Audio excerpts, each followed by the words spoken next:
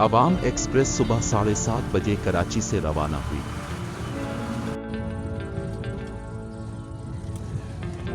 मुझे हैदराबाद किसी काम से जाना था।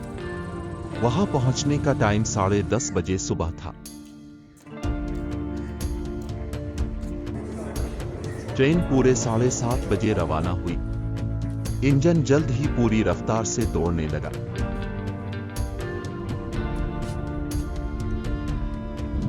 लगता था कि ट्रेन सही वक्त पर हैदराबाद पहुंचेगी। चूंकि सरमा का मौसम है, इस वजह से ट्रेन में बराए नाम मुसाफिर थे।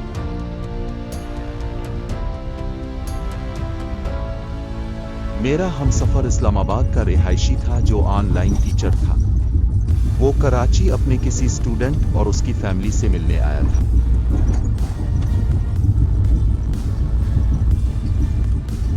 अब वो अपने किसी दोस्त से मिलने सिंध के किसी शहर जा रहा था। अचानक ट्रेन एक स्टेशन पर रुक गई। फिर यह वक्फा बढ़ने लगा। वो कम अज कम 20 मिनट खड़ी रही।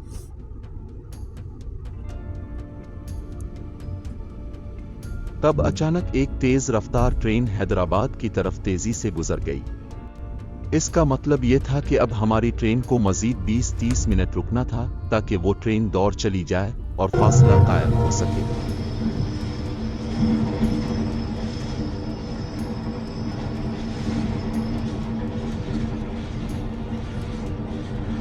अब ट्रेन 45 मिनट लेट हो चुकी थी। इसी वजह से ट्रेन 10:30 बजे की बजाय 11:30 बजे पहुंची। इस तरह की कई वजूहात पाकिस्तान रेलवे दुरुस्त करने में नाकाम रहा है। ट्रेनों का लेट होना पाकिस्तान रेलवे मिसला ही नहीं समझता।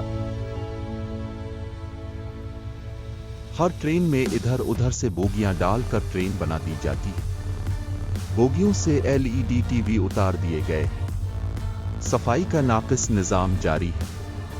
वॉशरूम गलीज हैं। कराची जिले में ड्रग स्टेशन, मलीर और लांढी स्टेशन टूट फूट का शिकार है। एक बैन अल-अक़वामी शहर के ये स्टेशन बैन अल-अक़वामी स्टैंडर्ड के होना जरूरी है। खुद कराची कैंट स्टेशन नाकिस और बदसूरत है।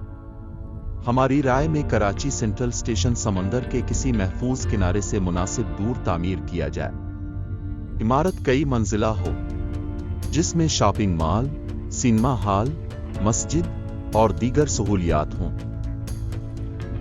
इमारत से समंदर नजर आता हो। इस तरह के मराकज़ किसी भी मुल्क को सयाहों के लिए पुरकशिश बनाते हैं। पाकिस्तान को रेलवे इंजन खुद बनाने होंगे।